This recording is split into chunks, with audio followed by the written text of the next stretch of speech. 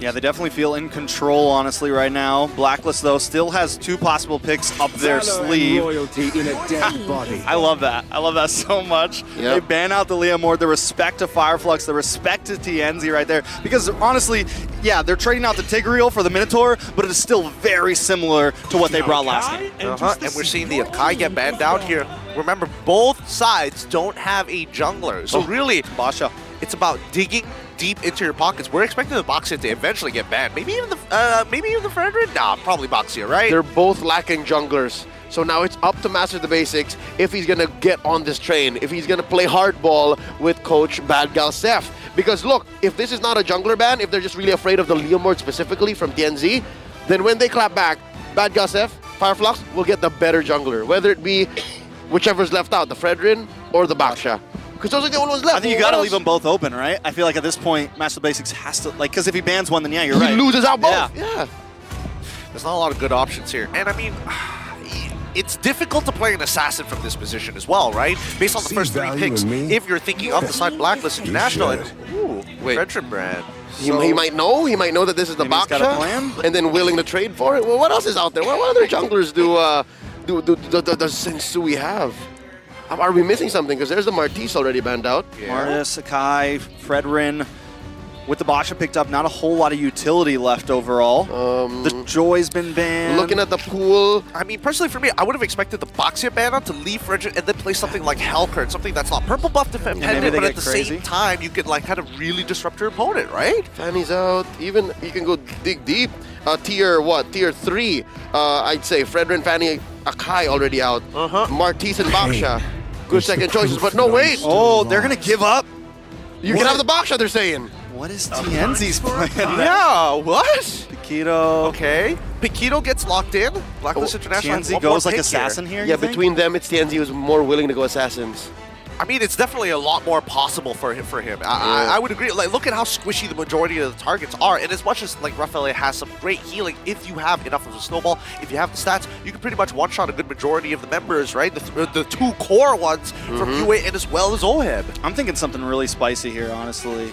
I'm thinking TNZ's about to get real crazy. Maybe If this is the predicted Baksha, right? I mean, if Blacklist picks up the Basha here, then Fireflux, I think high chance of assassin. Priestess of primal lightning. Wait, what? Jungle The Pack? hunter of all the evil No gods. way. We Jungle haven't Pack? seen this in so long. The Jungle Paquito. I mean, big level 4 spike, right? Probably one of the hardest hitters right at level 4, even level 3. Level 2? Yeah, level 11, yeah, you're right.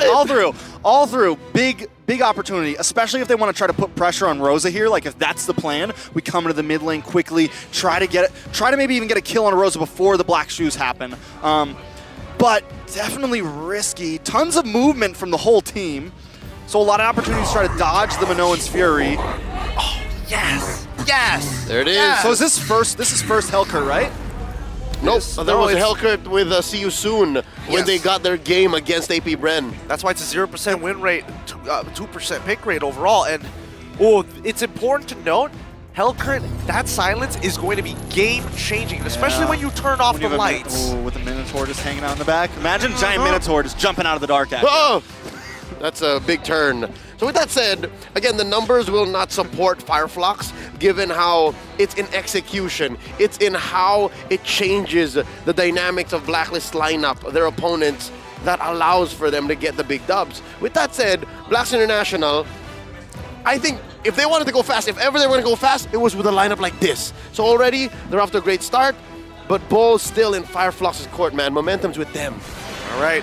Let's see how much momentum is going to carry them over that finish line as we are contested for both sides. 1-1 is the current game score as we jump into the land of dawn for game number 3. If you're just tuning in, welcome.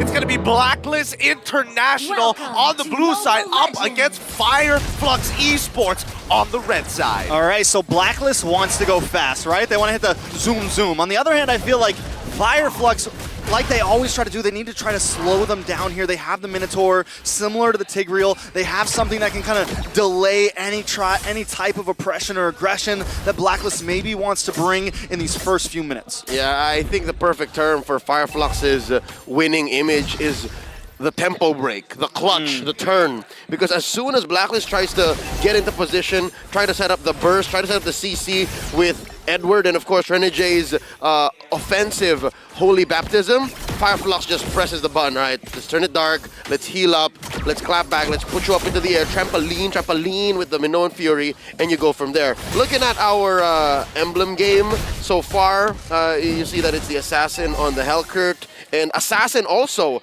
on Sensui, while they're both rocking the Lethal Ignition. So there's a solid amount of burst coming in from these Assassin and Fighter type junglers. Again, they're borderline utility. They're borderline just for their kit alone or mobility.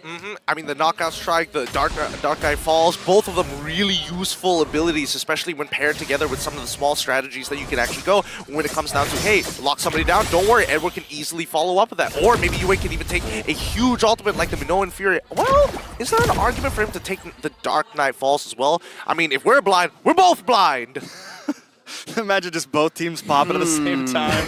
Yeah, no, Lights out, baby. That just almost confirms a disengage, right? And if you're Blacklist and you need a disengage at that moment, it's good, but just the same, you want to go fast. Why would you do that? I mean, well, I would only assume when it comes down to these neutrals, right, and you're worried about Apex 47, and he just doesn't show face. Here we go. Speaking of the Dark Knight Falls, there it goes. TNZ trying to zone away Yue, but still Blacklist holds down on this turtle pit. We're going to see some rotations up from Alien here. Rosa waiting for a moment to maybe come in. TNZ going to clear this minion. I'm ready for that flicker, but Edward is ready for it too. Looks like Fireflux is going to back off on this one. All right.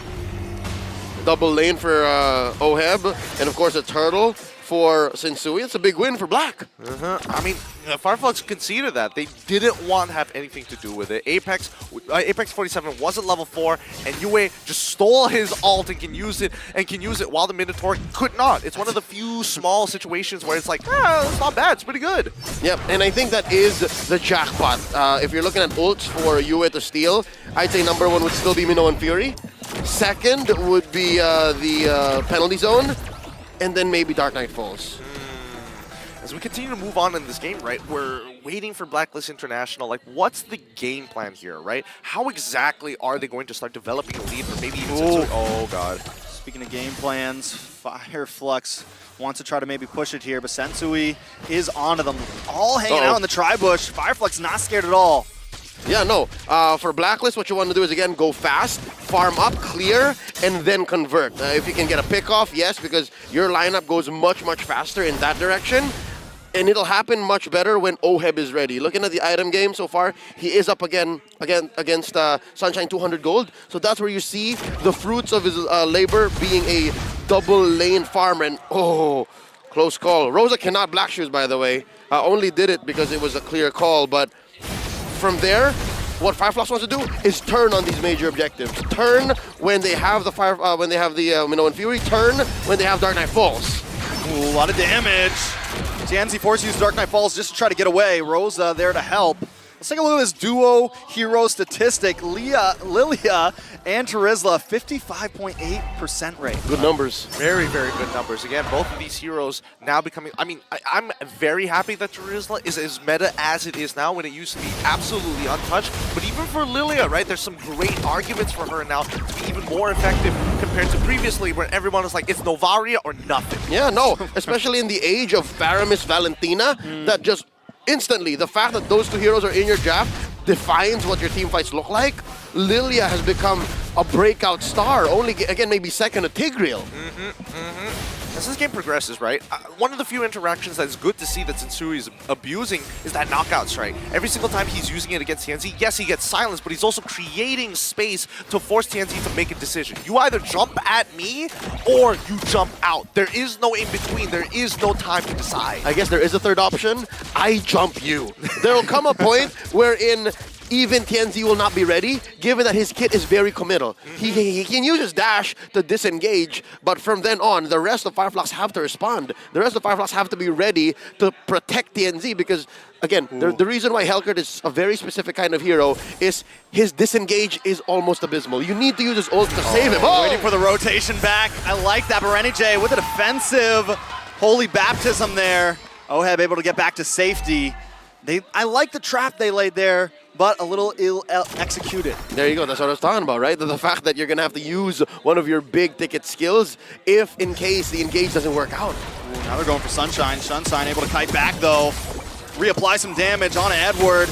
Terrify does land on Rosa. There goes Minoan's Fury. A lot of damage on Edward. Ow. Face full of torn apart memories, and Edward goes down. Sunshine picking up the kill, getting first blood. Oh, it's definitely one of those moments where I thought I was going to cast the curse it for sure, right? TNZ ends up whiffing the initial dash, so they didn't get enough of a silence for the follow-up to actually make it count. And the Holy Baptism comes out, and at that point, it's too late, right? He didn't bother using the Deadly Stingers. There's just no time to do so. If it was, you know, on a tight, since the window is so tight, it could have been killed. But here we go. This is what TNZ we want looking to for see. UA. Alien Oh. helps him out with a supportive penalty zone. Sensui wants to lock on Alien, though. Wait, no, gonna switch over to the mid side. Doesn't want to take too much damage. At this point, they're just covering all bases. Fireflux are overloading Blacklist senses. Again, when you're afraid of the dark and you don't know what's in a certain bush, and there's real damage getting packed into the cores of Fireflux this early on, under 7 minutes, then you are going to buckle. Blacklist now going to lose some presence here in this bottom lane, allowing for this next turtle to be as close to 50-50, the last turtle, and they even have time to help TNZ get space to get his orange, and then they fight, they engage. All right, now Fireflux for the first time wanting to fight for this turtle. All 5 members hanging out in the pit. Let's rumble. Blacklist wants to try to take it too. Edward holding the front side, looking for the knockup, but the penalty zone comes to the backside. Dark Knight falls. UA pops up an Owen's Fury of his own, though, but Apex 47 is here to help. Sensui still able to secure the turtle. Sensui looking for more. Apex goes down. Edward able to find him a Sunshine. Unloading. Alien goes down. Right now it's a 2-4-3. Fireflux loses the turtle, but takes 1 extra member.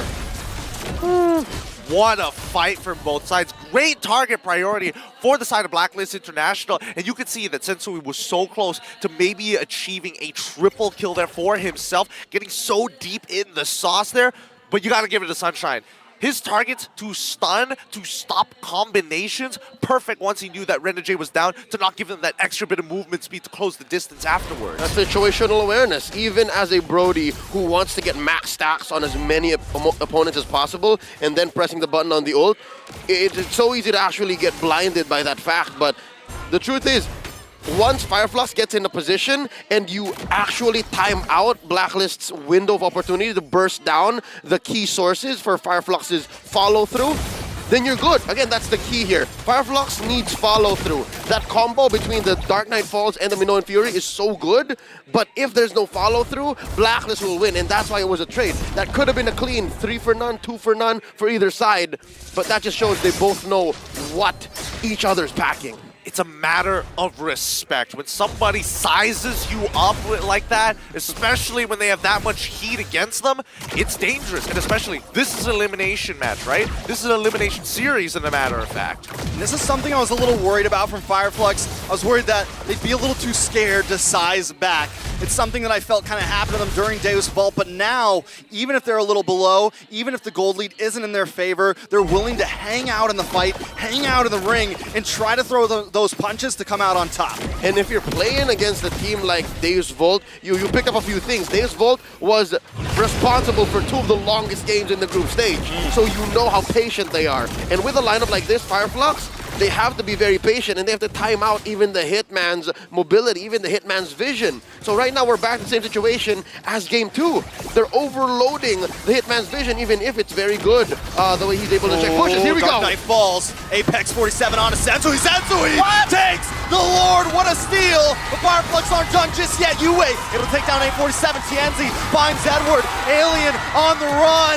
A final shot on Rosa, and Sunshine goes down. Sensui wants more. UA still hungry. Is it a full team wipe? Rosa the last one standing. He's got to try to get out of here. Oheb doesn't want to let it happen. A couple more shots and down. Blacklist come out on top. What a wipeout here. We were looking for the commitment. We were looking for the whole for Fireflux Esports so that Blacklist International can pull this in their favor as the agents go wild. A 4K lead in their pocket. Let's see how much damage they can apply to Fireflux. They didn't see that coming. Was that the first time we actually saw UA with a stolen Dark Knight Falls? Yes. It was perfect given that, again, We're talking about how Fireflux's lineup needs the follow-through, needs the follow-up, needs to know after this combo, after Apex and Tienzi put in their ult, we do so and so. They forgot the Blacklist can do that too with you as Valentina. So now they said, Oheb, hold on to the Blazing Duet, hold on to your kit. You do it when we're ready. And they did. Sensui let out everything, knockout punch and all, and then the right clicks.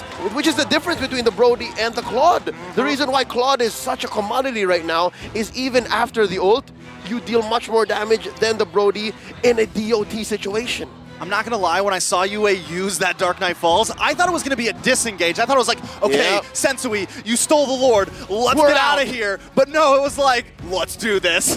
Stick around and find out. Yep. It's definitely one of those great moments, but it's also showing the evolution of Blacklist International. Series in M3 with Alien coming in from Bedell.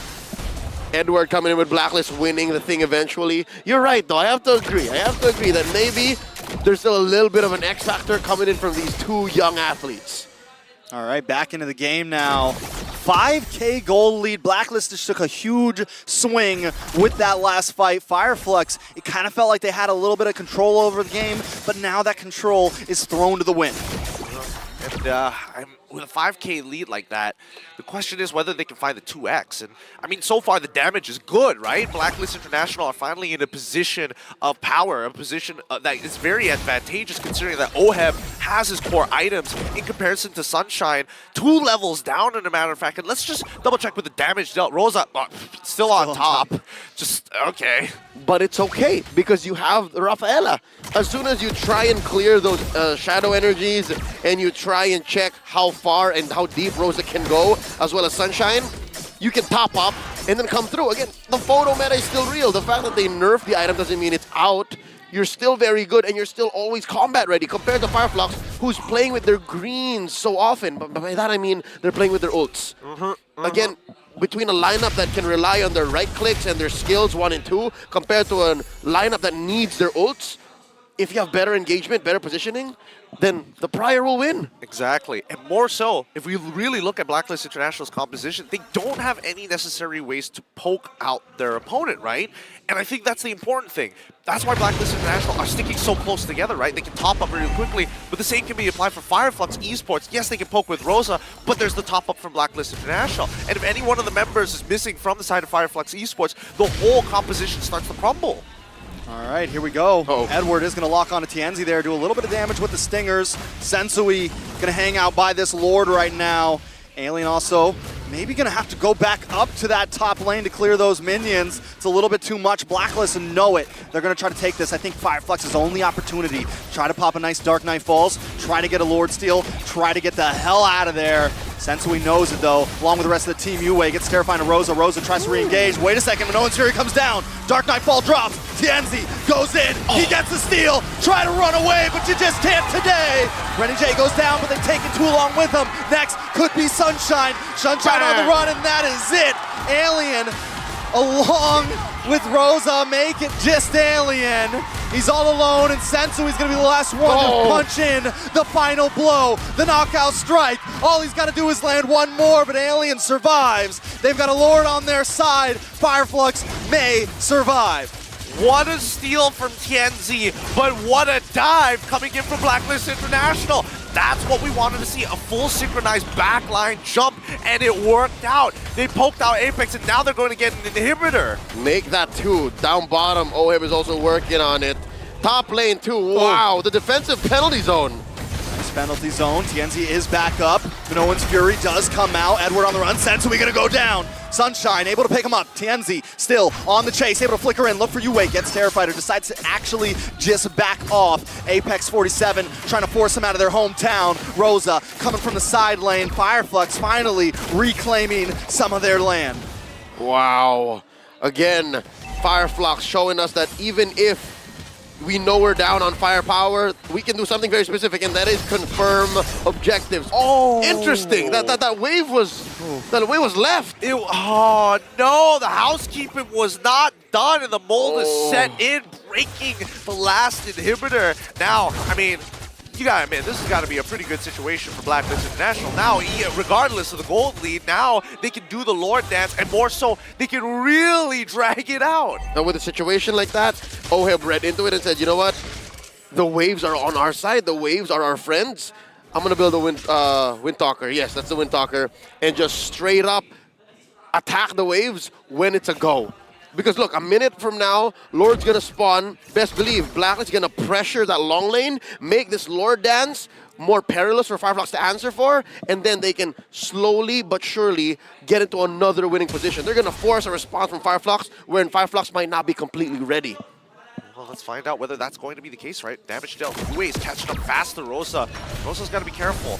So far, so good, but I feel like if Fireflux wants to have any semblance of bouncing back, it's figuring out a way to punish Oheb and Renegade collectively, right? Because Edward so far has been peeling unbelievably for the team, and he might not necessarily be the one that you want to take down. I think step number one is to bait out a Purify. The fact that Blacklist International now respect the very little but very potent CC that Fireflux is presenting means they're on to something. So if Blacklist can pop one Purify and then Fireflux can wait that out, then maybe Fireflux can bounce back. That's where they start. And Tienzi keeps walking into those punches. Sensui always ready for him. This Lord, I mean, if Blacklist gets this, I think it's GG's unless Fireflux pulls something off incredible. Tienzi's going to be forced to try to go for the steal again. Does he want to maybe try to take somebody out, though? Do they maybe just want to make this the last fight instead of just the Lord steal? It's definitely going to be tough, and there's a lot of things they got to answer here in a small amount of time. Nope, that's a full-on reset. Sensui overextending that Lord Dance, and we're back. Blacklist doing so well to clean up these bushes. Yeah, they can do this all day, and now they're going to blitz it down, right? This is going to be a no contest for the side. Oh, wait. Tienzi's maybe going to go for it here. No. Okay. Pull back, pull back, pull back. Yeah, I think it's fine, right? Because their high ground defense, as long as they got Rosa, is pretty okay overall. But Gideon, that's the only thing they have. That's the only real semblance of wave clear. So on a scale of nothing to this is great, they're closer to nothing. It's just Rosa. Let's see as they start walking up to the base. All right, Lord encroaching, Sensui taking the top side, nice knock up. Edward able to secure it on Alien. Alien pops Bentley zone, able to flicker away. Sunshine still chipping away at this Lord. Sensui looking for an angle. Alien getting brought low, knocked up. Apex 47 with no one's fury, but Oheb chips him down quick. Yue with no one's fury of his own. Is a full team wipe, and now nothing but the base stands. Blacklist International able to take game number 3. Nicely done, pushing it to a 2-1 so far. Pretty hot stuff coming in from Blacklist International. This is Blacklist International's way of attacking and confirming a victory slowly and steadily. This is closer to shades of Game 1, and I think they figured out. They figured out how to quell Fireflux's aggression